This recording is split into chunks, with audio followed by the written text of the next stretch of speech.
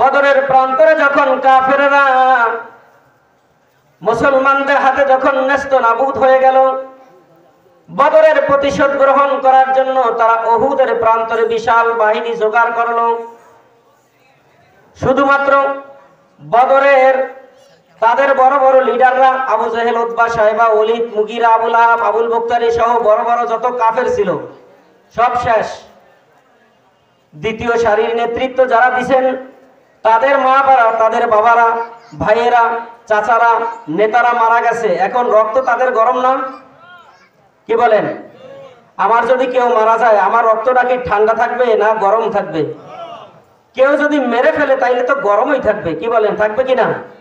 তাই আবু জেহেলের গোষ্ঠীরা চাইছিল যে বিশাল বাহিনী দিয়া মুসলমানদেরকে উহুদের প্রান্তরে একবার নেস্তনাবুদ করবে। আসলে আল্লাহ যদি কারো পক্ষে থাকে, দুনিয়ার সব মানুষ যদি তার বিপক্ষে থাকে, কেউ তাকে ক্ষতি করতে পারে? আল্লাহর নবী সাল্লাল্লাহু আলাইহি ওয়াসাল্লাম বিচক্ষণ, বুদ্ধিমান, বয়স্ক সকল সাহাবীদেরকে ডাকলেন মসজিদে নববীতে। আল্লাহর নবীজি বিশাল একটা সমাবেশ করলেন সাহাবীদেরকে নিয়ে। আল্লাহর নবী সাল্লাল্লাহু আলাইহি ওয়াসাল্লাম সাহাবীদের কাছে পরামর্শ চাইলেন, ও আমার সাহাবীরা শোনো,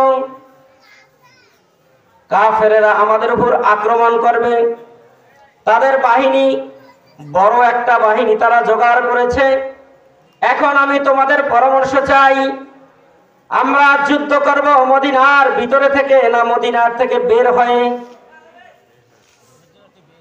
একদল সাহাবী পরামর্শ দিলেন, ইয়া রাসূলুল্লাহ, আমরা মদিনার ভিতরে থেকে আত্মরক্ষামূলক আমাদের জান মালের হেফাজত করার জন্য আমরা মদিনার মধ্যে থেকেই যুদ্ধ করব।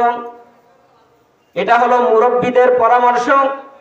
কিন্তু আল্লাহর নবীজির যুবক সাহাবীরা যাদের গায়ের রক্ত গরম, তারা দাঁড়িয়ে গেলেন, বললেন, ইয়া রাসূলুল্লাহ, আমরা যুদ্ধ করব মদিনার বাইরে যাইয়া। কারণ আমরা যদি মদিনার ভিতরে থেকে যদি যুদ্ধ করি, কাফেররা মনে করবে মুসলমানেরা দুর্বল, যার কারণে বাড়ির মধ্যে থাইকা তারা যুদ্ধ করবে, আমাদের সঙ্গে পারবে না দেখা। ইয়া রাসূলুল্লাহ, তা হবে না, আমরা মদিনার বাহিরে যে আমরা সশস্ত্র আক্রমণ করব, তাদের সঙ্গে যুদ্ধ করব। আল্লাহ নবীজি সাহাবাই যুবক সাহাবীদের আগ্রহ দেখে আল্লাহ নবীজি বললেন, ঠিক আছে, সবাই বাড়িতে চলে যাও, বিদায় নিয়ে আসো। আল্লাহর নবীজি বাড়িতে চলে গেলেন। আল্লাহর নবীজি বাড়িতে যায় মা আয়েশা সিদ্দিকাকে বললেন, আয়েশা গো, আমাকে লোহার পোশাক পরায় দাও, লোহার হেলমেট পরায় দাও। আল্লাহর নবীজির গায়ের লোহার পোশাক দেখে যেই যুবক সাহাবীরা আল্লাহর নবীজিকে কিছুক্ষণ পূর্বে বলেছিল আমরা মদিনার বাইরে যাই আক্রমণ করব, আল্লাহর নবীজির গায়ের পোশাক দেখে তারা ভয় পেয়ে গেলেন। বলেন তো, লোহার পোশাক যদি মানুষের শরীরে পড়ে ভয় পাওয়ার কথা কিনা? ভয় পেয়ে গেলেন। বললেন, ইয়া রাসূলুল্লাহ, আমরা ভিতরে থেকেই যুদ্ধ করব। তার মানে তাদের বুঝ হয়ে গেছে অন্তরের মধ্যে যে যুদ্ধটা খুব ভয়াবহ। আল্লাহর নবীজির গায়ে যেহেতু লোহার পোশাক, যুদ্ধটা কি হবে? ভয়ানক হবে। আল্লাহর নবীজি বললেন, সাহাবীরা শোনো, আল্লাহর নবীজি লোহার পোশাক পরিধান করেছেন কার হুকুমে? আওয়াজ দিয়ে বলেন, কার হুকুমে? লোহার পোশাক খুলবেও কার হুকুমে? লোহার পোশাক যেই নবীজি গায়ে পরিধান করেছেন এটা খোলার জন্য পরিধান করেন নাই। তোমরা প্রস্তুতি নাও। তারা প্রস্তুতি নিলেন। আল্লাহর নবীজি 1000 সৈন্য জোগাড় করলেন। অপরদিকে উহুদের প্রান্তরে কাফেরের সৈন্য সংখ্যা 3000। কয় হাজার? 3000। আল্লাহর নবীজি সাল্লাল্লাহু আলাইহি ওয়াসাল্লাম 1000 সৈন্য নিয়ে রওনা করলেন। আল্লাহর নবীজি সাল্লাল্লাহু আলাইহি ওয়াসাল্লাম সাহাবীদেরকে সাজায় দিলেন, কে কোন জায়গায় থাকবে, কে কোন জায়গায় কাজ করবে, সামনে কে থাকবে, ডানে কে থাকবে, বামে কে থাকবে, পিছনে কে থাকবে। আল্লাহ নবীজি যখন সাজিয়ে দিয়ে রওনা করলেন, মুসলমানদের মধ্যে মুনাফিক হয় না অন্য ধর্মে মুনাফিক হয় বলেন তো? মুনাফিক সর্দার আব্দুল্লাহ বিন উবাই বিন সুলুল, তিনি আল্লাহ নবীজিকে বললেন আমরা ভিতরে থাইকাই যুদ্ধ করব। তার মানে উনি আল্লাহ নবীজি যা বলেন তার গোড়া কেটে দিবে। মুনাফিকের চরিত্র হলো গোড়া কেটে দেওয়া। উনি আল্লাহ নবীজির সাহাবীদেরকে নিয়ে 300 পিছন থেকে নিয়ে ভেগে গেলেন। মুসলমানদের সংখ্যা এখন মাত্র কত? 700। আল্লাহ নবীজি উহুদের প্রান্তরে পৌঁছার পরে 50 জন সাহাবীদেরকে বললেন, জুবাইর রাদিয়াল্লাহু তাআলা আনহুর নেতৃত্বে তোমরা ওই যে পাহাড় দেখতেছো উহুদ পাহাড়, ওইটার চিপা দিয়ে একটা গিরিপথ আছে, এই জায়গায় তোমরা থাকবা। এবং 50 জনকে আল্লাহ নবীজি কঠিন বার্তা দিয়ে দিলেন, ও আমার সাহাবীরা শোনো, যদি তোমরা দেখো আকাশের চিল কাকগুলো আমাদের মাথার মগজগুলো ঠোকরায় ঠোকরায় খায়, তার মানে আমরা যদি পরাজয় বরণ করি তোমরা এই গিরিপথ ছাড়বা না। আর যদি আমরা বিজয় লাভ করি তবুও তোমরা এই গিরিপথ ছাড়বা না। আল্লাহ নবী সাল্লাল্লাহু আলাইহি ওয়াসাল্লাম যুদ্ধের ময়দানে যুদ্ধে লিপ্ত হয়ে গেলেন। দায়িত্ব পালন শুরু হয়ে গেল। যুদ্ধ প্রচন্ড বেগে শুরু হয়ে গেল। 3000 সৈন্যকে, মুসলমানদের বড় অস্ত্রের নাম হলো তাকবীর, আল্লাহু আকবার। মুসলমানের বড় অস্ত্র কোনটা? আওয়াজ দিয়ে বলেন, বড় অস্ত্র কোনটা? আল্লাহু আকবার। যারা দুনিয়াতে আল্লাহকে বরত্ব বলে ঘোষণা দিবে, কিয়ামতের ময়দানে আল্লাহ তাআলা তাদের ঘাড়কে সবার উপরে উঁচা বানায় দিবেন। আল্লাহর নবীর সাহাবীরা একসাথে 700 যখন 3000কে আল্লাহু আকবার বলে দৌড়ান দিলেন, এক দৌড়ানে কাফেরেরা তাদের অস্ত্রপাতি ঘোড়া যা কিছু ছিল ফেলায় তারা দৌড় মারলেন। মুসলমানদের বিজয় চলে আসলো। আল্লাহর নবী সাল্লাল্লাহু আলাইহি সাল্লামের সেই 50 জন সাহাবী দেখলেন এই দিকের 650 সাহাবীরা গনিমতের মাল কুড়াইতেছেন। তারা চিন্তা করলেন আমরা এখানে দাঁড়িয়ে থেকে কি লাভ হবে, তারাও গনিমতের মাল টোকায়, আমরাও টোকাই। আল্লাহর নবীজির সেই নির্দেশনা তারা অমান্য করলেন। তারা নির্দেশনা অমান্য করে তারাও গনিমতের মাল টোকানো শুরু করলেন। তখন ইসলাম কবুল করেন নাই খালিদ বিন ওয়ালিদ রাদিয়াল্লাহু তাআলা আনহু, তখন ইসলাম কবুল করেন নাই। কাফেরদের নেতৃত্ব দিচ্ছেন তিনি, দেখলেন মুসলমানেরা গনিমতের মাল টোকানে ব্যস্ত। তিনি তার সঙ্গী সাথীদেরকে নিয়ে বললেন তোমরা তাড়াতাড়ি আসো, এই তো বড় সুযোগ মুসলমানদের উপর আক্রমণ করার। তারা অতর্কিত আক্রমণ করলেন। 50 জন সাহাবীরা সেই জায়গায় অধিকাংশই শাহাদাত বরণ করলেন। তারা মুসলমানদের গনিমতের উপরে তারা হামলা করলেন। আল্লাহর নবীজির 70 জন সাহাবী উহুদের ময়দানে শহীদ হয়ে গেল। একজন কাফের নাম ছিল কামিয়া, উনি পাথর নিক্ষেপ করলেন। আল্লাহর নবীজির মাথায় যে লোহার হেলমেট ছিল, লোহার গর্ম যে পরা ছিল, লোহার গর্মের সামনে লেখা ছিল নাসরুম মিনাল্লাহি ফাতহুন করিব। বিজয় কার পক্ষ থেকে? আওয়াজ দিয়ে যে বললেন না, বিজয় কার পক্ষ থেকে? মুসলমান সংখ্যায় কম হলে কি হবে? ঈমান যদি থাকে, কাফেরদের সংখ্যা যত বহুই হোক না কেন, ঈমানদারের সামনে কাফেররা টিকতে পারে না, পারবে কি বলেন? পারবে? কাফেররা আল্লাহ নবীজির মাথার উপরে পাথর, উহুদের প্রান্ত থেকে পাথর নিক্ষেপ করলেন। লোহার হেলমেট ভেঙে রাসূলের কপালের উপরে গেড়ে গেল।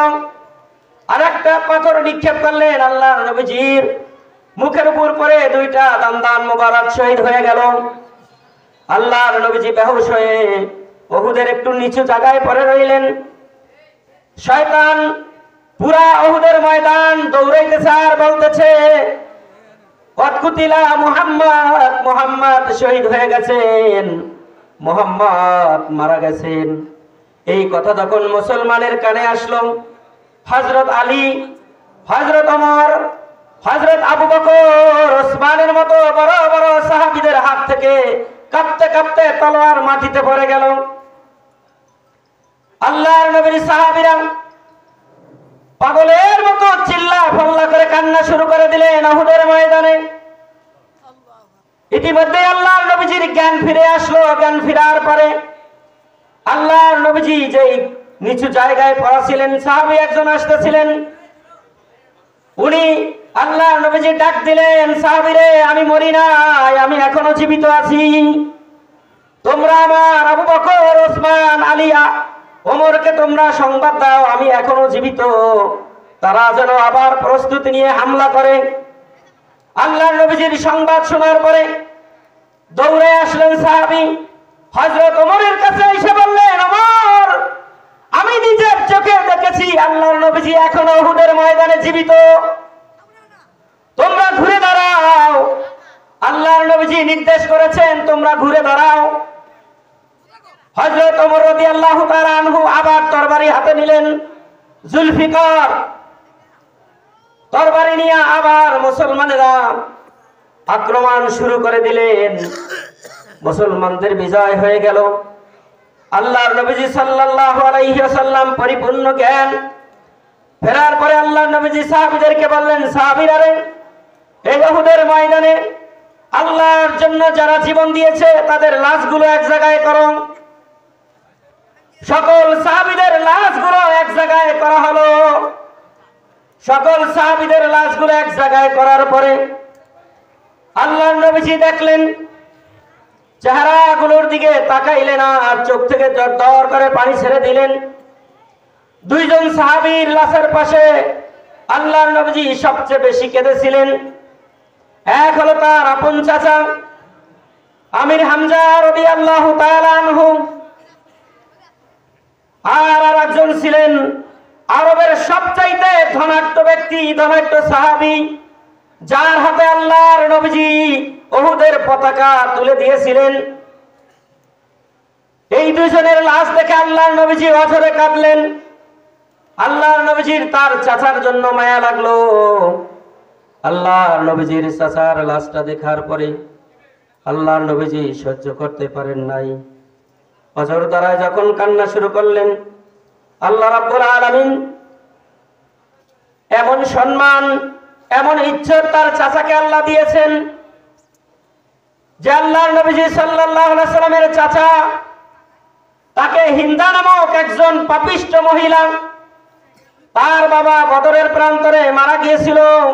সেই দিন থেকে তিনি শপথ করেছিলেন, যতদিন পর্যন্ত, যেই পর্যন্ত আমির হামজাকে আমি মারতে না পারবো, শহীদ করতে না পারবো, ওই পর্যন্ত আমি সরু ব্যবহার করব না, আলতা ব্যবহার করব না, সাজগোজ করব না, নাচবো না, গাইব না, খাইব না, কিছু করব না। এটা ছিল তার প্রতিজ্ঞা শয়তানের।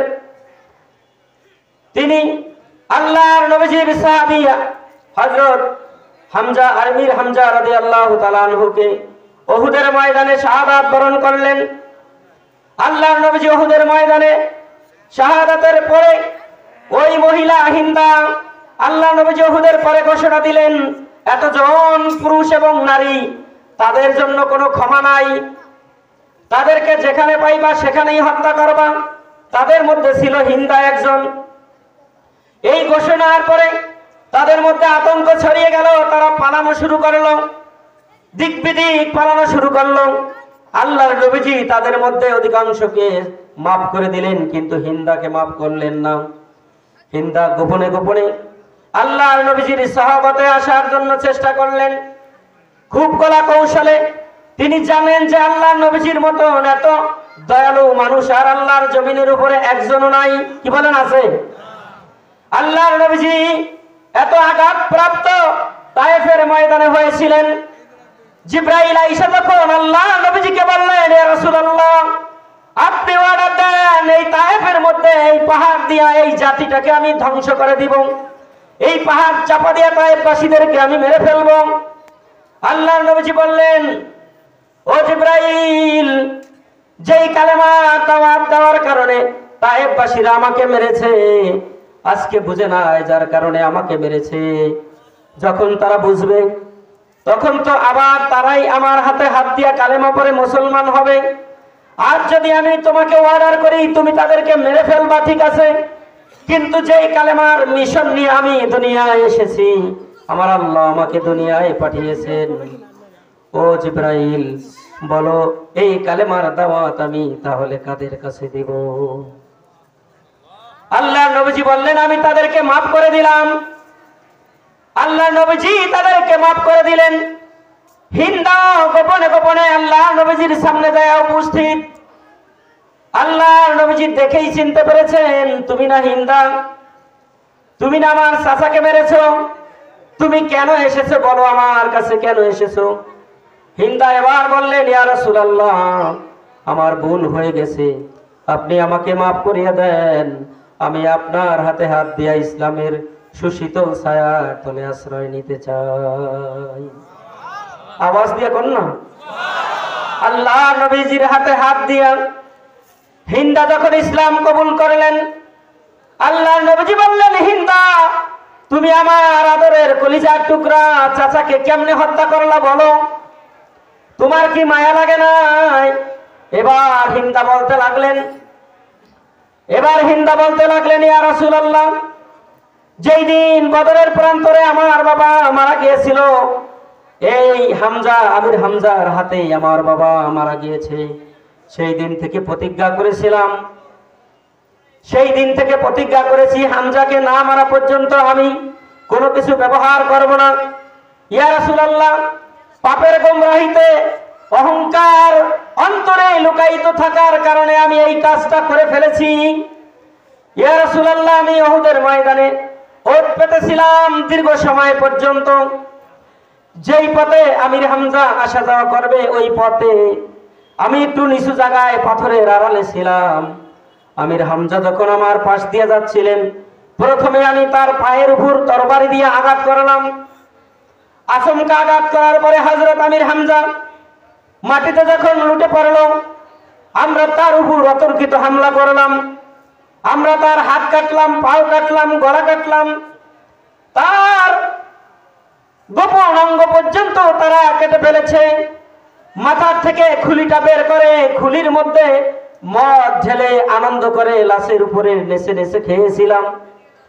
এই কথা যখন হিন্দা বলতেছিলেন, আল্লাহর নবীজির দুই চোখ বেয়ে বেয়ে পানি পড়তেছিল। বললেন, মানুষ কিভাবে এত নিষ্ঠুর হতে পারে?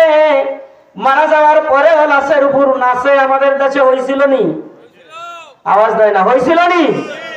মানুষ মারা যাওয়ার পরে লাশের উপরে নৃত্য করেছিল না, করে নাই?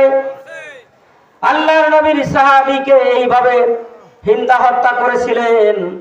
আল্লাহর নবীজির আর একজন সাহাবী নাম ছিল হানজালা, নতুন বিবাহ করেছেন। আল্লাহর নবীজি তাকে অর্ডার দেন নাই উহুদে যাওয়ার জন্য। নতুন বিবাহ করেছেন, বাসর রাত হয়েছে, গোসল করার জন্য পানির ঘাটে গিয়েছেন। কে যেন উপর দিয়ে বলতেছিল, ও হানজালা তুমি গোসল করতে আসো, আর ওইদিকে উহুদের ময়দানে আল্লাহর নবী শহীদ হয়ে গেছেন। হানজালা গোসল করতে সময় পায় নাই, গোসল করেন নাই, তিনি দৌড়ায়া বাড়িতে চলে গেলেন। বাড়িতে যায়া স্ত্রীকে বললেন, স্ত্রী রে লুঙ্গি টানে তরবারিটা দে, যেই নবীর জন্য গোসল করব সেই নবী নাকি উহুদের ময়দানে শহীদ হয়ে গেছে, তাহলে আমি হানজালা আর বেঁচে থেকে কি লাভ? তরবারি লয়ে হানজালা উহুদের ময়দানে দৌড়ায়। হানজালা উহুদের ময়দানে যায় শাহাদাত বরণ করেন।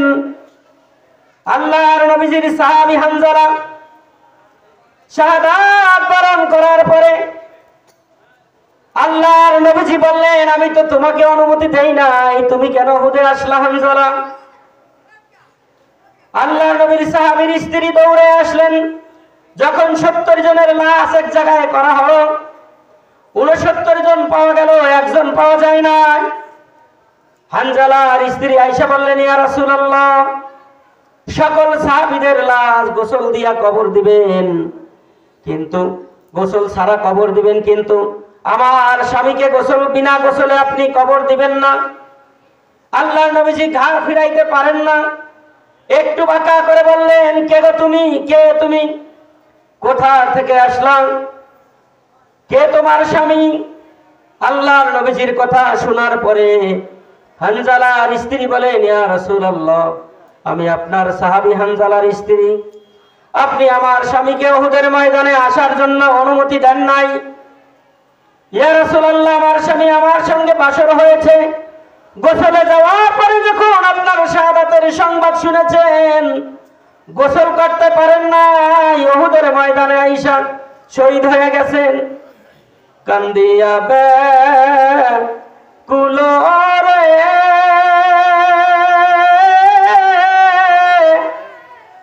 হানজালা শহীদ রে,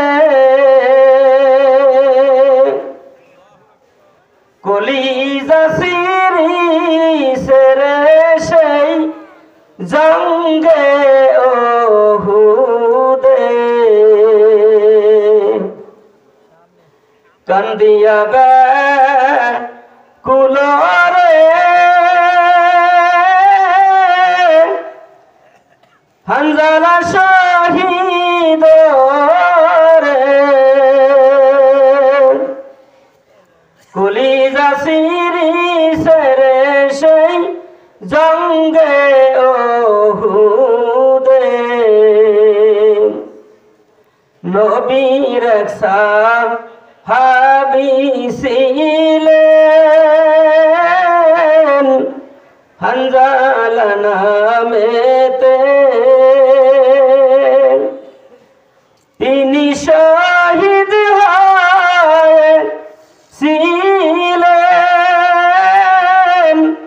বিবাহের রাত রিতরে গিয়ে জঙ্গে ওহুদে। নবীর ডাকে আধার রাতে কহেন বিবির তরে,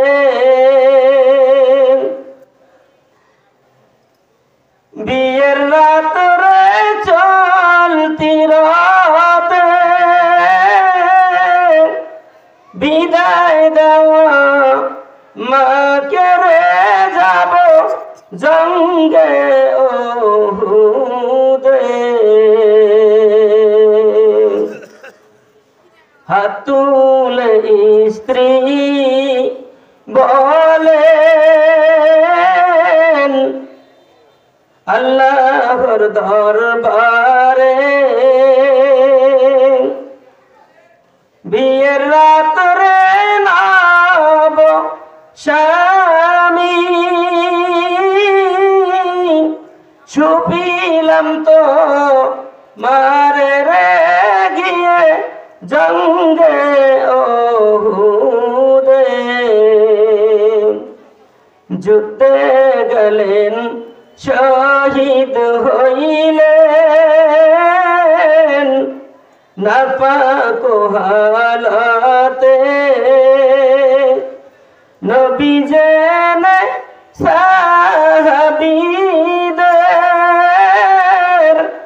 বলেন গোসল দিতে রে গিয়ে জঙ্গে ওহুদে। অমনি গাইবি আওয়াজ নবীজি পাইলেন শুনিতে,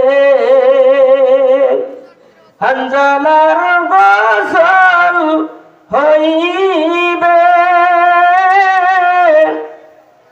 ফেরেশতাদের হাতের গিয়ে জান্নাতের পানিতে। হযরত হানজালার স্ত্রী আল্লাহ নবীজিকে বলেন, ইয়া রাসূলুল্লাহ, সকল সাহাবীদেরকে বিনা গোসলে কবর দিবেন, কিন্তু আমার স্বামীকে বিনা গোসলে কবর দিবেন না। আল্লাহর নবীজি দেখলেন, আমার হানজালার লাশটা খুঁজে বের করো। সাহাবীরা আল্লাহর নবীজির সাহাবীর লাশটা যখন তন্ন তন্ন করে পুরা উহুদের ময়দান খুঁজলেন, কোথাও হানজালার লাশ খুঁজে পাওয়া যায় না। জিবরাইলকে আল্লাহ তাআলা পাঠায় দিলেন, যাও জিবরাইল যাও, আমার নবীকে সুসংবাদ দাও, আমি আল্লাহ হানজালার শাহাদাতে এত খুশি হয়েছি, এত খুশি হয়েছি, দুনিয়ার সাধারণ পানি দ্বারা, সাধারণ মানুষ দ্বারা আমি হানজালার লাশটা গোসল করানো পছন্দ করি নাই। আমি আল্লাহ জান্নাতের মধ্যে আমার হানজালাকে এনে ফেরেশতাদের হাতে আমি তাকে জান্নাতের পানি দিয়া গোসল করিয়ে দিয়েছি। সাহাবায়ে কিরাম আশ্চর্য হয়ে গেলেন, কিভাবে সম্ভব এত অল্প মুহূর্তের মধ্যে আল্লাহর জান্নাতে যা গোসল করাইয়া আবার দুনিয়ার জমিনে লাশটা নিয়ে আসা। আল্লাহর নবীজিকে জিবরাইল বললেন, ইয়া রাসূলুল্লাহ, ওই যে তাকায় দেখেন আপনার হানজালার লাশ হাজার হাজার ফেরেশতারা কাঁধে বহন করে উহুদের ময়দানে নিয়ে আসতেছে। আল্লাহর নবীর সাহাবী হযরত আলী কাররামাল্লাহু ওয়াজহাহু তিনি দৌড়াইয়া গেলেন লাশের কাছে, যায়া দেখেন সবে মাত্র গোসল করানোর পরে চুল থেকে যেইভাবে মানুষের মাথার চুল ভিজে পানিগুলো পড়ে, হযরত হানজালার মাথার চুলগুলো বেয়ে বেয়ে, হযরত হানজালার চুলগুলো ছিল একটু বড় বড় সুন্নতি চুল, ওই চুলগুলো বেয়ে বেয়ে জান্নাতের পানির ফোঁটাগুলো উহুদের ময়দানে পড়তে আছে। হযরত হানজালার শরীরটা ভিজা। আল্লাহর নবীজি বললেন, তোমরা যদি কোনো জান্নাতীর দেখতে চাও আমার সাহাবীরা, আমার হানজালার চেহারার দিকে তাকাও, আমার হানজালার চেহারার দিকে তাকাও, আমার হানজালার চেহারার দিকে তাকাও। যদি কারো অন্তরটাকে শান্তি করতে চাও, যদি কারো অন্তরটাকে প্রশান্ত করতে চাও, আমার হানজালার চেহারার দিকে তাকাও। আল্লাহর নবীর সাহাবী এইভাবে জীবন দিয়েছিলেন। আল্লাহর নবীর সাহাবী ছিলেন অল্প বয়সের, আর একজন সাহাবী ছিলেন আল্লাহর নবীজির একজন বিখ্যাত সাহাবী ছিলেন, যার নাম ছিলেন রাফি বিন খাদিজ, আর একজনের নাম ছিল সামুরা বিন জুনদুব রাদিয়াল্লাহু তাআলা আনহু। তারা উহুদের ময়দানে শাহাদাত বরণ করেছিলেন। আল্লাহর নবীজির বিখ্যাত ধনী যেই সাহাবী ছিলেন, একদিন ইসলাম কবুল করার পরে তিনি নামাজে দাঁড়াইলেন। আল্লাহর নবীর সাহাবীর জামার তালিগুলো দেখে সাহাবায়ে কেরাম কানাঘুষা শুরু করলো। বললেন যে আপনি ইসলাম কবুল করার আগে একটা জামা 15 দিনের বেশি পরতেন না, কিন্তু আপনি ইসলাম কবুল করার পরে দেখলাম আপনার নামাজের আজকের জামাটার মধ্যে 70টা তালি। আপনার সহায় সম্পদগুলো গেল কোথায়? আল্লাহর নবীর সাহাবী বললেন, দেখো ইসলাম কবুল করার আগে আমি যখন মুশরিক ছিলাম, কাফের ছিলাম, ওই সময় নতুন নতুন জামা কাপড়গুলো পরিধান করে আমি যা আরাম পাইতাম, আমি যে 70টা তালিওয়ালা জামা দিয়ে আজকে নামাজে আল্লাহকে সেজদা দিলাম, তার চাইতে লক্ষ কোটি গুণ সেরা জামার মধ্যে আল্লাহ বরকত দিয়া দিয়েছেন। আমি ইসলাম কবুল করার পরে আমার যত সহায় সম্পত্তি স্থাবর বলতে যা ছিল সবগুলো 2 হাতে আমি আমার রাসূলের হাতে তুলে দিয়েছি। এই ছিল সাহাবীদের জীবন। এই জন্য আল্লাহ বলছেন, ওয়ালা তাকুলু লিমান ইউকতালু ফি সাবিলিল্লাহি আমওয়াত, যারা আল্লাহর রাস্তায় জীবন দেয় তাদেরকে তোমরা মৃত বলো না, কারণ তাদেরকে কবরের মধ্যে খাওয়ায় কে? আল্লাহ বলেন যে আমি তাদেরকে কবরের মধ্যে খাওয়াই। প্রিয় মুসলমান ভাইয়েরা আমার, প্রিয় কুচাইপট্টির মানুষের আমার, মুসল্লিয়ানে কেরাম, আল্লাহ তাআলাকে ভয় করতে হবে, ভয় করার মতন। আমার পূর্বের বক্তা সেই আল্লাহ তাআলাকে ভয় করার, ইমানদারদের আল্লাহকে ভয় করার কথা বলেছেন। প্রিয় হাজিরিন, রব্বে কারীম যদি আমাদেরকে কবুল করে নেয়, আমাদের সারা জীবনের সকল আমলগুলো আল্লাহর দরবারে কবুল হবে, কি হবে না বলেন? আজকে আমরা যেই ময়দানে বসা, এইটা কোনো সাধারণ কোনো ময়দান নয়, আজকে আর মাদ্রাসার মাঠ নাই, এটা আল্লাহর জান্নাতের বাগান। সুবহানাল্লাহ কোন? এটা এখন আর সাধারণ কোনো বাগান নয়, এটা হলো আল্লাহ তাআলার জান্নাতের একটা টুকরা। কারণ আল্লাহ নবী সাল্লাল্লাহু আলাইহি ওয়াসাল্লাম বলেছেন, এই জান্নাতের মজলিসে যারা বসবে, কোরআনের মজলিসে যারা বসবে, তাদের মর্যাদা সম্পর্কে আল্লাহর নবীজি হাদিস শরীফে বলেছেন, যারা জান্নাতের ময়দানে যারা বসবে তাদেরকে আল্লাহ রাব্বুল আলামিন 1 ঘন্টা সময় এই কোরআনের ময়দানে ব্যয় করার কারণে যেই নামাজ আপনার আল্লাহর দরবারে কবুল হয়ে গেছে, ওই রকম 500 রাকাত নফল নামাজের সওয়াব আল্লাহ আমাদেরকে দান করে দিয়েছে। 1 ঘন্টার উপরে আমরা বসছি না এখানে, মাগরিব থেকে এই পর্যন্ত 2 ঘন্টার উপরে আমাদের হয়ে গেছে কিনা? যারা 1 ঘন্টা বসবে আল্লাহ নবী বলছেন তাদেরকে আল্লাহ রাব্বুল আলামিন তাদের আমলনামায় যেই নামাজ কবুল হয়ে গেছে ওই রকম 500 রাকাত নফল নামাজের সওয়াব আমার আল্লাহ আমাদেরকে দিয়ে দিয়েছেন। সুবহানাল্লাহ।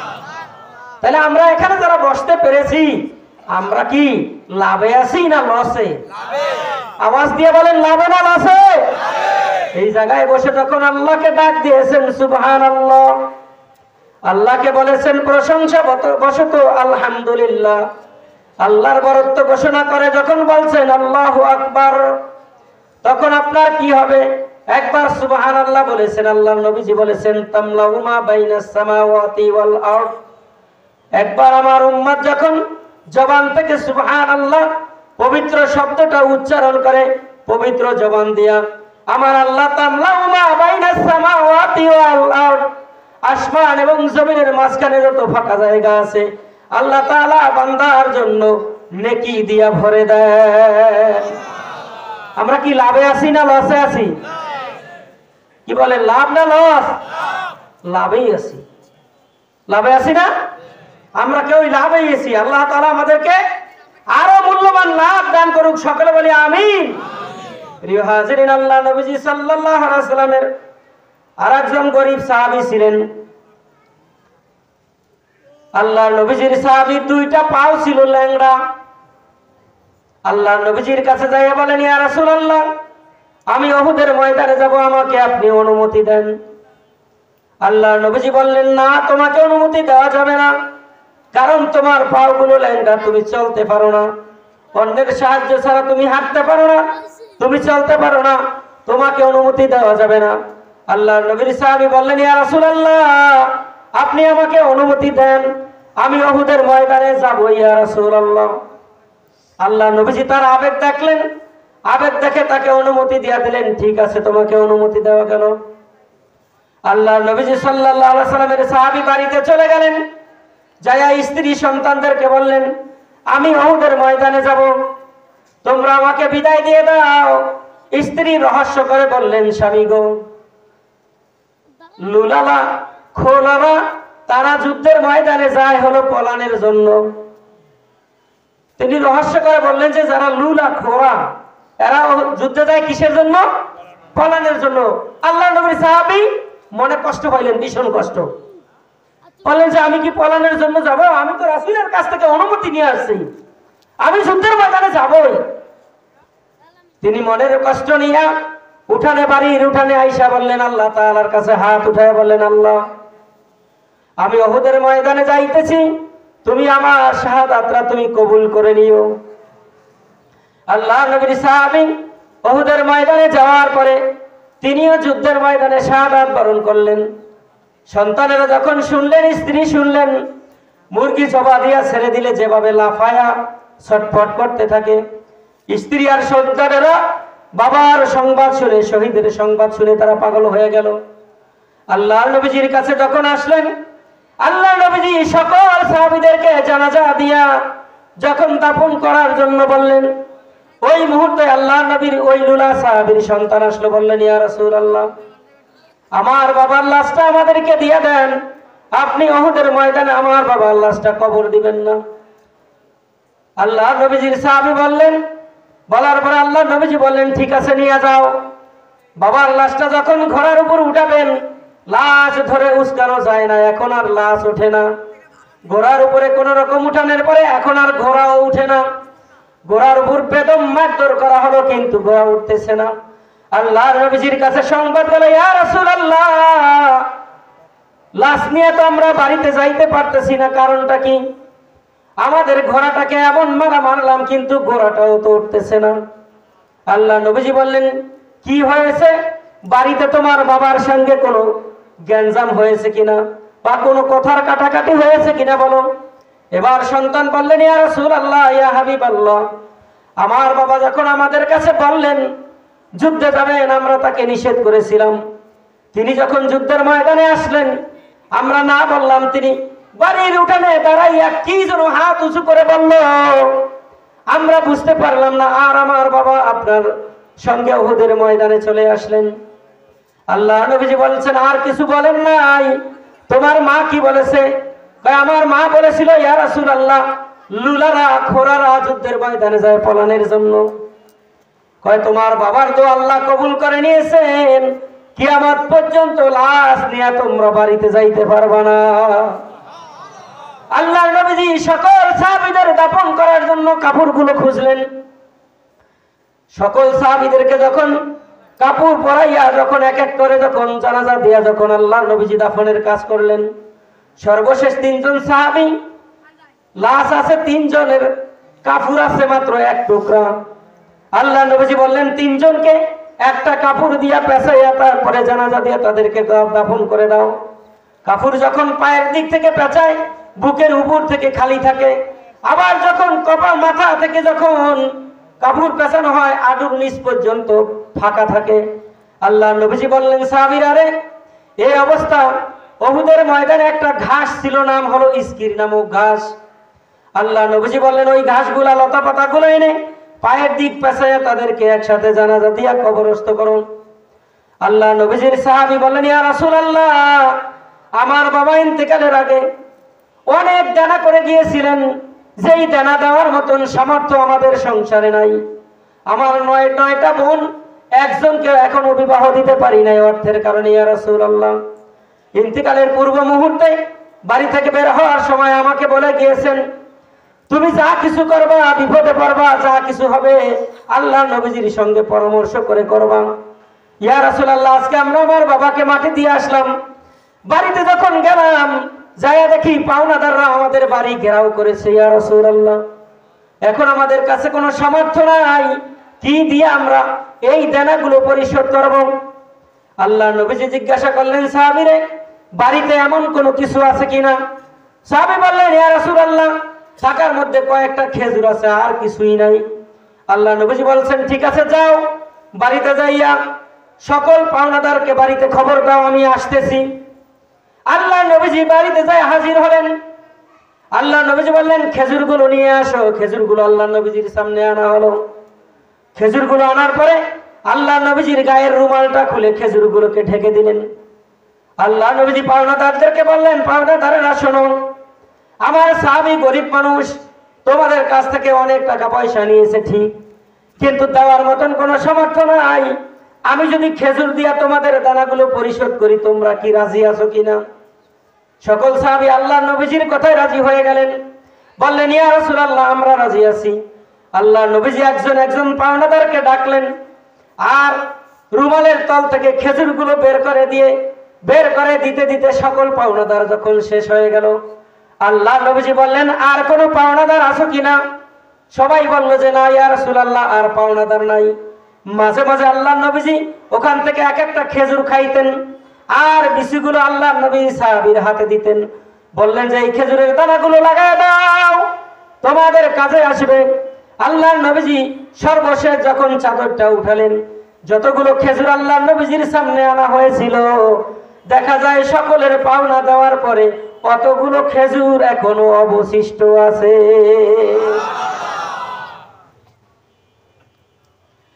প্রিয় হাজিরিন, আল্লাহর নবীজির সাহাবী, আল্লাহ নবীজি যেই খেজুরের দানাগুলো দিয়েছিলেন, বিচিগুলো দিয়েছিলেন, তিনি খেজুরের বিচিগুলো বরকতান হিসাবে লাগাই দিলেন বাড়ির চতুর্দিকে। উহুদের যুদ্ধের 6 মাস অথবা 1 বছর পরের ঘটনা। ওই খেজুর গাছে আল্লাহ নবীজির মুখের চাবানো খেজুরের কারণে আল্লাহ বরকত দিয়ে 6 মাস অথবা 1 বছর বয়সের মধ্যে ওই খেজুর গাছে এত পরিমাণ খেজুর ধরেছে, তাদের সংসার পরিচালনা করার পরেও আল্লাহ তাআলা তাদের সংসারে ব্যাপক বরকত দান করে দিয়েছেন। আল্লাহ নবীজির কাছে 6 মাস অথবা 1 বছর পরে সাহাবী আসলেন, বললেন, ইয়া রাসূলুল্লাহ, আমি দেখেছি উহুদের ময়দানে কাফুরের অভাবে আমার বাবা সহ আরো দুইজন সাহাবীকে, তিনজন মোট একসাথে তাদেরকে এক কাপড়ে জানাজা দেওয়া হয়েছিল, কবরস্থ করা হয়েছিল। ইয়া রাসূলুল্লাহ, এখন আমাদের কাছে অনেক টাকা পয়সা আছে, আপনি যদি অনুমতি দেন আমার বাবার লাশটা খুদে নিয়ে আমি ওই জায়গা থেকে নতুন কাপড় দিয়ে আমার বাবার লাশটা আমি আলাদা কবর দিব। আল্লাহর নবীজি দেখলেন যে এই আবেগ আমি না বললেও থামবে না। আল্লাহর নবীজি বললেন, তোমার বাবার কবরটা কি তুমি চিনো? সাহাবী বললেন, ইয়া রাসূলুল্লাহ, আমি চিনি, আমি মাঝে মাঝে যাই উহুদের ময়দানে লাশের পাশে, কবরের পাশে দাঁড়াই আমি জিয়ারত করতাম। আল্লাহর নবীজি বললেন, ঠিক আছে যাও। আল্লাহর নবীর সাহাবী পাগলের মতো বাড়িতে দৌড়ায়, বাড়িতে যাইয়া কাফনের কাপড় লইয়া, কোদাল কান্দে লইয়া উহুদের ময়দানে বাবার লাশ আলাদা করার জন্য দৌড়ায়। আল্লাহর নবীর সাহাবী কবরের পাশে যাইয়া কবরে যখন হাত দিয়া বালু আর পাথরগুলো সরালেন, কাপড় থেকে যখন বাবার লাশটা আলাদা করলেন, কাফেররা তার বাবার যেই যেই জায়গায় কোপ মেরেছিল, যেই যেই জায়গায় আঘাত মেরেছিল, ওই জায়গা থেকে এখনো নতুন তাজা রক্তগুলো যেন বের হয়ে যাইতেছে। আল্লাহর নবীজি চিন্তা করলেন, 1 বছর হয়ে গেল আমার বাবা শাহাদাত বরণ করেছেন, এখনো কিভাবে তাজা থাকে রক্ত। পরীক্ষা করার জন্য বাবার চুল ধরে একটা টান দিলেন, দেখলেন যেন জিন্দা মানুষ চুল ধরে টান দিলে যেরকম নড়ে ওঠে, তার বাবার লাশটা ওই রকম নড়ে উঠেছে। ভয় পেয়ে গেলেন, বাবার লাশটা আলাদা করে কাপড় দিয়া দাফন করে দৌড় দিলেন আল্লাহর নবীজির দরবারে। জয় বললেন, ইয়া রাসূলুল্লাহ, ইয়া হাবিবাল্লাহ, বড় আশ্চর্য ঘটনা দেখলাম। ইয়া রাসূলুল্লাহ, আমার বাবার লাশটা যখন আমি আলাদা করতে লাগলাম, দেখলাম যে আমার বাবার যেই যেই জায়গায় আঘাতের চিহ্নগুলো ছিল, ওই জায়গা থেকে এখনো যেন সবেমাত্র কোপ মারলে যে রকম রক্ত বের হয়, ওই রকম তাজা রক্ত ফিনকি দিয়া বের হইতেছে। আমি পরীক্ষা করার জন্য যখন আমার বাবার মাথার চুল একটা টান দিলাম, ইয়া রাসূলুল্লাহ, ইয়া হাবিবাল্লাহ, টান দিয়া দেখলাম জিন্দা মানুষের চুল টান দিলে যেই রকম নড়ে ওঠে, আমার বাবার লাশটাও ঠিক ওই রকম নড়ে উঠেছে। আল্লাহর নবীজি কোরআনুল কারীমের আয়াত কারিমা তেলাওয়াত করলেন, ওয়ালা তাকুলু লিমান ইউকতালু ফি সাবিলিল্লাহি আমওয়াত বাল আহইয়াউ ওয়ালাকিন লা তাশউরুন। যারা আল্লাহর রাস্তায় জীবন দেয় তাদেরকে তোমরা মৃত্যু বলো না, বরং তারা জীবিত। তারা কি? কে বলছেন? আল্লাহ বলতেছেন তারা জীবিত। তাদেরকে আল্লাহ রাব্বুল আলামিন কবরে খাওয়ায়, তাদেরকে আল্লাহ তাআলা কবরে খাওয়ায়।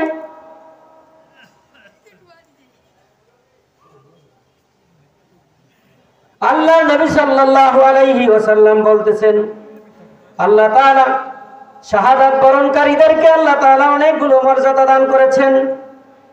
আল্লাহ নবী সাল্লাল্লাহু আলাইহি ওয়াসাল্লামের এই মর্যাদাগুলোর মধ্যে 1 নম্বর মর্যাদা, যারা আল্লাহর রাস্তায় শাহাদাত বরণ করবেন তাদের কি মর্যাদা আল্লাহ দান করেছেন। দেখেন আল্লাহ তাআলা বলছেন, যারা আল্লাহর রাস্তায় জীবন দেয় তাদেরকে আল্লাহ তাআলা 7টা মর্যাদা দান করেন। কয়টা? আওয়াজ দিয়ে বলেন, কয়টা? 7টা মর্যাদা আমার আল্লাহ তাআলা দান করেন। 1 নম্বর মর্যাদা, শহীদের প্রথম রক্তের ফোঁটাটা জমিনে পড়ার সাথে সাথে আমার আল্লাহ তার জীবনের গুনাহগুলো মাফ করিয়া দেয়। যারা আল্লাহ রাস্তায় শাহাদাত বরণ করেন তাদের শরীরের প্রথম রক্তের ফোঁটাটা জমিনে পড়ার আগেই আল্লাহ তাআলা কি করেন? তাদেরকে আল্লাহ মাফ করিয়া দেন।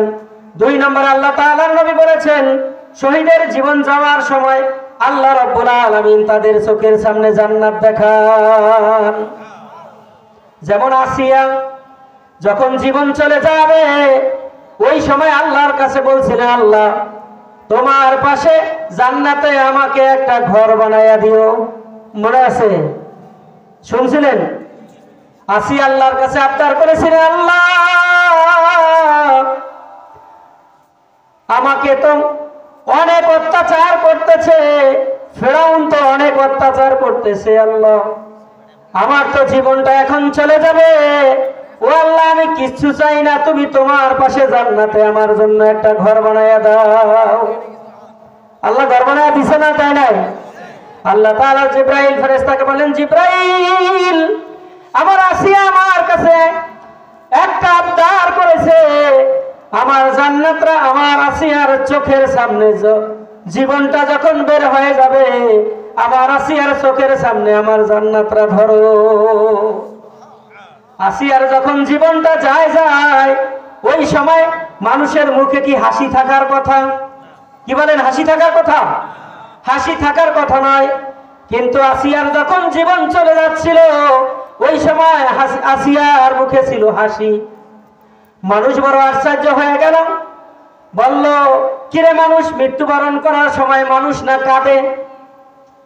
মানুষ জীবন যাওয়ার সময় মানুষের মুখটা থাকে মলিন, কিন্তু আসিয়ার মুখে হাসি কেন?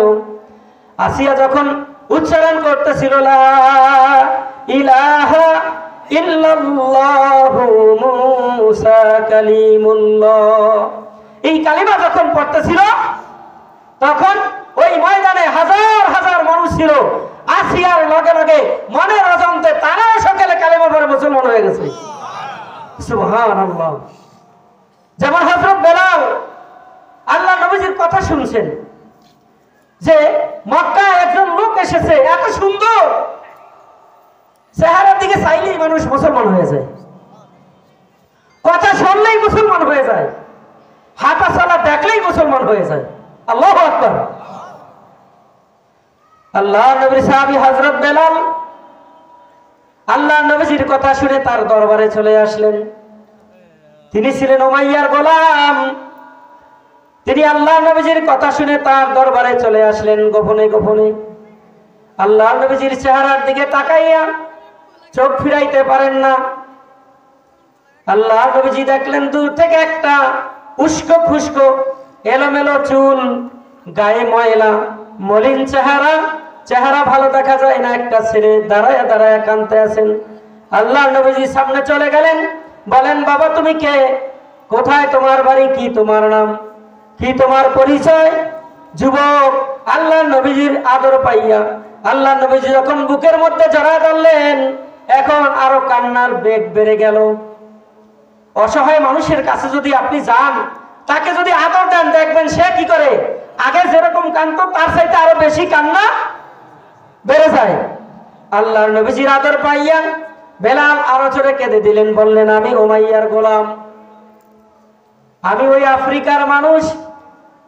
কালা বলে কেউ আমাকে পছন্দ করে না, কেউ আমাকে আদর করে না, কেউ আমাকে স্নেহ করে না, কেউ আমাকে ভালোবাসে না। আপনি কে গো? কি আপনার পরিচয়? আপনি এই ময়লাওয়ালা কালা কুসকুসে এই লোকটাকে আপনি আদর করলেন। আল্লাহ নবীজির আদর পাইয়া এখন বেলাল বললেন, ইয়া রাসূলুল্লাহ, ইয়া হাবিবাল্লাহ, আমার নাম বেলাল, আমি অমুকের গোলাম, তার রাখালগিরি আমি করি। আল্লাহ নবীজির আদর মহব্বত পাইয়া তিনি মুসলমান হয়ে গেলেন। আল্লাহ নবীজির হাতে হাত দিয়া তিনি কালেমা পড়ে মুসলমান হয়ে গেলেন। আল্লাহ নবী তো উমাইয়ার খবর জানেন। আরবের মধ্যে আবু জেহেলের পরে একজন খারাপ মানুষ থাকলে উমাইয়া আছে। তিনি চিন্তা করলেন, হযরত বেলাল যদি আমার কাছ থেকে যাওয়ার পরে যদি ইবাদত বন্দেগী গুলো করতে থাকে দেখাইয়া দেখাইয়া, তাহলে তো উমাইয়া তাকে মারবে। আল্লাহ নবীজি তাকে অর্ডার করলেন, তুমি গোপনে গোপনে ইবাদত করতে থাকো, গোপনে গোপনে ইবাদত করবা, তোমার কোনো ইবাদত প্রকাশ্যে করা লাগবে না। আল্লাহ নবীর সাহাবী হযরত বেলাল, সকল মানুষ যখন ঘুমিয়ে যেত গভীর রাত, হযরত বেলাল দাঁড়ায় যাইতেন ওযু করে আল্লাহকে সিজদা দেওয়ার জন্য। হযরত বেলাল যখন সিজদা দিতেন, একদিন, দুই দিন, তিন দিন, উমাইয়ার আরো গোলাম ছিল, তারা দেখে ফেললেন নামাজ অবস্থায়। উমাইয়াকে বলা হলো, মনিব, আপনার বেলাল মনে হয় যেন আব্দুল্লাহর পুত্র মুহাম্মাদের হাতে হাত দিয়ে কালেমা পড়ে মুসলমান হয়ে গেছে। আপনি দেখে যান, আপনার বেলাল কেমন জানি করে, একবার খাড়ায়, আর একবার নয় আবার খাড়ায়, আবার দেখি মাটিতে কপাল ঢুকায়। বুঝলাম না হযরত বেলালের কি জিন ভূতে ধরছে কিনা, একটু আসেন। উমাইয়া যখন আসলেন, আয়েশা দেখেন হযরত বেলাল নামাজ পড়তে আছেন। সকালবেলা ডাক দিলেন, বেলাল, আমার দরবারে বেলালকে ডেকে আনো। বেলালকে আনা হলো। হযরত বেলাল রাদিয়াল্লাহু তাআলা আনহুকে জিজ্ঞাসা করা হলো, বেলাল তুমি কি আব্দুল্লাহর পুত্র মুহাম্মাদের হাতে হাত দিয়া কালেমা পড়ে মুসলমান হয়ে গেছো কিনা? হযরত বেলাল বললেন, আপনি যেহেতু জেনেই গেছেন আর কালেমার কথা আমি গোপন রেখে কি লাভ? হ্যাঁ, আমি আব্দুল্লাহর পুত্র মুহাম্মাদের হাতে হাত দিয়া কালেমা পড়ে মুসলমান হয়ে গিয়েছি। এবার উমাইয়া বললেন, বেলাল তুমি কি জানো কালেমার মানে কি? কালেমা পড়ার শাস্তিটা কি তুমি জানো কিনা? হযরত বেলাল বললেন, না আমি শাস্তি জানি না। উমাইয়া বললেন, বেলাল কালেমা পড়ার কারণে তোমার শরীরে যেই পোশাকগুলো আছে এইগুলো আমার টাকার কেনা, এইগুলো দিয়ে দিতে হবে। হযরত বেলাল বললেন, দিয়ে দিব। আমার বাড়িতে থাকো, আমার বাড়ি ছেড়ে দিতে হবে, আপনার বাড়িও আমি ছেড়ে দিলাম। আমার শুধু বাড়ি ছাড়তে হবে না। হযরত বেলাল এবার উমাইয়াকে কঠিন বজ্রকণ্ঠে বললেন, উমাইয়া তুমি শুধু আমার কাপড়ের ভয় দেখায় লাভ নাই, তোমার বাড়ি ছাড়ার ভয় দেখায় লাভ নাই। তাম দুনিয়া যদি ছেড়ে দিতে বলো আমি বেলাল ছেড়ে দিতে রাজি আছি, কিন্তু কালেমার দাওয়াত থেকে কালেমা থেকে আমি এক চুল পরিমাণও লড়ব না।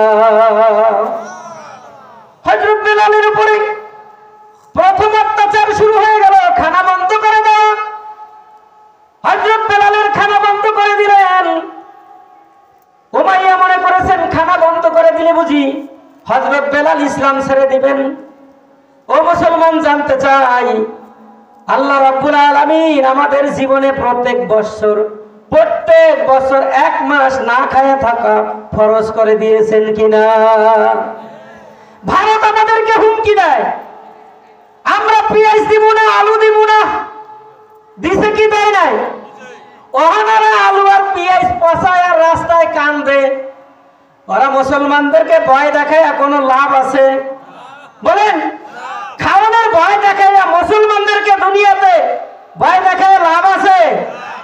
কারণ মুসলমান এমন একটা জাতি যাদেরকে আল্লাহ রাব্বুল আলামিন 1 মাস না খায়া থাকা ফরজ করে দিয়েছেন। সুবহানাল্লাহ। কি আপনারা থাকেননি? হযরত বেলালকে বলা হলো, বেলাল তোমার খানা বন্ধ করে দেওয়া হলো। হযরত বেলাল বলেন, ঠিক আছে খানা খাইলাম না। হযরত বেলাল খালি পেটে তিনি নামাজের মধ্যে গভীর রাতে আল্লাহকে যখন ডাক শুরু করলেন, আল্লাহ তোমার উপর ঈমান আনার কারণে উমাইয়া আমার উপর অত্যাচার বশত আমার খানা বন্ধ করে দিয়েছে। ও আল্লাহ, খানা দেওয়ার তো মালিক তুমি, খানা দেওয়ার মালিক কে? আল্লাহু হুয়ার রাজ্জাকু যু কুওয়াতিল মাতিন। সমস্ত প্রাণীর রিজিকের বন্দোবস্ত করেন কে? তাহলে আল্লাহ যদি আমাদের রিজিক দেয়, মানুষ আমাদের রিজিক বন্ধ করে রাখতে পারবে? আমেরিকাও খাওয়ানোর ভয় দেখায় মাঝে মাঝে, আসলে ওরাই না খায় থাকে। ভারত আমাদেরকে খানার ভয় দেখায়, ওরাই হেসে না খায় থাকে।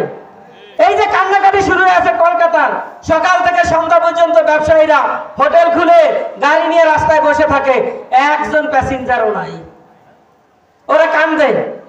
বাঙালি না আসলে, বাঙালি দাদারা না আসলে আমরা ভাত পাবো না। ওরা আমাকে আলু পেঁয়াজ বন্ধ করে আমাকে ভাত বন্ধ করতে চাইছিল, অথচ আল্লাহ কয় আমার মুসলমানের ভাত বন্ধ করবি তুই কে? তোর রিজিক আমি আল্লাহ তাআলা কন্ট্রোল করে দিলাম। আল্লাহ তাআলা পারে কি পারে না? আল্লাহ তাআলা পারে কি পারে না? সমস্ত ক্ষমতার মালিক কে? আওয়াজ দিয়ে বলেন, ক্ষমতার মালিক কে? রিজিকের মালিক কে? হায়াতের মালিক কে? মৌতের মালিক কে? যদি সব আল্লাহ হয় তাহলে দুনিয়ার কোনো মানুষ আমাদেরকে দাবায় রাখতে পারবে? সিরিয়ার বিজয় হয়ে গেছে, সিরিয়ার বিজয় শুরু হয়ে গেছে। যেই সিরিয়ার দামেস্কের মসজিদে আল্লাহর নবী ঈসা আলাইহিস সালাতু ওয়াস সালাম আসবেন, মুসলমানদের বিজয় কিন্তু শুরু হয়ে গেছে। মুসলমান বসে থাকার জাতি না। মুসলমানদেরকে ভয় দেখায় লাভ আছে? আওয়াজ দেন, ভয় দেখায় লাভ আছে? ভয় দেখায় লাভ নাই। কারণ মুসলমান কোন মানুষের তাবেদারি করে না, মুসলমান কোন মানুষের গোলামি করে না। গোলামি করে কার? আওয়াজ দিয়ে বলেন, গোলামি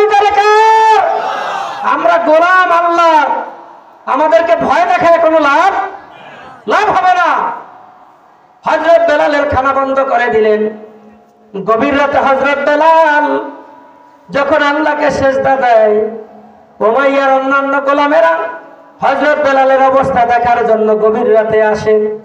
আয়েশা দেখেন হযরত বেলাল যখন নামাজে যায়, কে যেন অসময় অদিনে টসটসে আঙ্গুরের ছড়াগুলো হযরত বেলালের সামনে রেখে যায়। রিজিক যদি আল্লাহই দেয়, তাইলে মানুষ আমার খাওয়ান বন্ধ করতে পারবে? এবার উমাইয়া চিন্তা করলেন, খাবার বন্ধ করে দিয়ে বেলালকে কালেমার থেকে সরানো যাবে না, ঈমান থেকে সরানো যাবে না।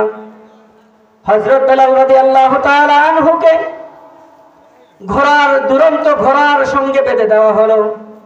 হযরত বেলালের হাতে বাঁধা হলো রশি, পায়ে বাঁধা হলো রশি, মাজায় বাঁধা হলো রশি। যুবকদেরকে লেলিয়ে দেওয়া হলো পিছনে, ঘোড়া দৌড়াও মরুভূমির পথ দিয়া। হযরত বেলালের জন্য যখন ঘোড়া দৌড়ানো হলো, হযরত বেলাল যখন দৌড়াইতে না পেরে ঘোড়ার সঙ্গে কি মানুষ দৌড়ায় পারে? হযরত বেলাল মরুভূমির মাটির মধ্যে পড়ে যায়। বালুর গসায়, পাথরের গসায় গসায় উপরের ছাল চামড়া গোস্তগুলো খসে যায়। রক্তগুলো বালুর সঙ্গে মরুভূমির মাটির সঙ্গে যখন লেগে যায়, মুমূর্ষ অবস্থায় হযরত বেলালকে ঘোড়া থামানো হলো। বেলাল মাটিতে পড়ে আছেন। উমাইয়া ডাক দিয়ে বললেন, বেলাল, এখনো কি তুমি আল্লাহর উপর ঈমান রাখবা? হযরত বেলাল কথা বলতে পারেন না। শাহাদাত আঙ্গুলি একটু ইশারা দিয়ে আকাশের দিকে তাকাইয়া বলেন, আহাদ আহাদ আহাদ, এক আল্লাহ। আল্লাহ কয়জন? আওয়াজ দেন, কয় আল্লাহ? এক আল্লাহ। হযরত বেলাল বলেন, এক আল্লাহ, এক আল্লাহর উপর জীবন দিয়েছি, দ্বিতীয়বার আর জীবন দেওয়া যাবে না। এই ঘটনাটা আল্লাহ রাব্বুল আলামিন হযরত জিবরাইলকে দিয়া আল্লাহর নবীর কাছে সংবাদ দিয়ে দিলেন, আপনার বেলালকে উমাইয়া এইভাবে অত্যাচার করতে আছে ইয়া রাসূলুল্লাহ। আল্লাহ তাআলার আরশ পর্যন্ত কেঁপে যাচ্ছে। আল্লাহর নবীজি সাহাবীদের হযরত বেলালের কথা শুনে চোখ দিয়ে পানি বের হয়ে গেল। আল্লাহ নবী দাঁড়ায় গেলেন, মজলিসের মধ্যে দাঁড়িয়ে গেলেন। সাহাবীদেরকে বললেন, সাহাবীরা রে, উমাইয়া আমার বেলালের উপরে এইভাবে অত্যাচার করতে আছে, তোমাদের মধ্যে কে আছো হযরত বেলালকে গোলাম থেকে মুক্ত করে তোমরা আমার কাছে নিয়ে আসবা। হযরত আবু বকর সিদ্দিক দাঁড়ায় গেলেন, বললেন, ইয়া রাসূলুল্লাহ, ইয়া হাবিবাল্লাহ, আমি হযরত বেলালকে মুক্ত করে আনবো। তার সাথে সাথে আরো কয়েকজন সাহাবী দাঁড়িয়ে গেলেন। আল্লাহ নবীর সাহাবী হযরত আবু বকরকে বললেন, যাও, তাড়াতাড়ি করে যাও, আমার বেলালকে মুক্ত করো। হযরত আবু বকর চলে গেলেন বেলালের কাছে। উমাইয়ার বাড়িতে যাওয়ার পরে উমাইয়াকে বললেন, উমাইয়া, তুমি কিভাবে মানুষ হতে পারো? একজন মানুষের উপর কিভাবে একজন মানুষ এইভাবে অত্যাচার নির্যাতন করে, কিভাবে করতে পারে? তোমার কি মনুষ্যত্ববোধ নাই? তুমি কি মানুষ না? তুমি কি নরপশু না? তুমি নরপিশাচ? কিভাবে একটা এইরকম অসহায় মানুষের উপর তুমি অত্যাচার করলো? উমাইয়াকে বললেন, উমাইয়া, তুমি যা চাও এই মুহূর্তে বেলালকে মুক্ত করার জন্য, আমি আবু বকর তাই তোমাকে দিতে রাজি আছি। এবার উমাইয়া চিন্তা করলেন যে এবার বড় একটা দান আমি আবু বকরের কাছ থেকে আদায় করে নিব। হযরত আবু বকরের কাছে যা চাইলেন, আবু বকর তাই দিয়ে তাকে মুক্ত করে নিলেন। সুবহানাল্লাহ। আল্লাহ নবীজির সামনে নিয়ে গেলেন। যেই মসজিদের ইমাম ছিলেন রাহমাতাল লিল আলামিন, সেই মসজিদের মুয়াজ্জিন ছিলেন হযরত বেলাল। ছিলেনই? সেই বেলাল যখন আজান দেয়, উমাইয়া তাকে এমন ভাবে অত্যাচার করেছিল, লোহার গজাইল গরম করে জিহ্বার মধ্যে ঢুকায় দিয়েছিল, যাতে করে হযরত বেলাল আল্লাহকে যেন স্পষ্ট করে ডাক দিতে না পারে। হযরত বেলাল যখন আজান দিতেন, আশহাদু আল্লা ইলাহা ইল্লাল্লাহ, আশহাদু আন্না মুহাম্মাদার রাসূলুল্লাহ।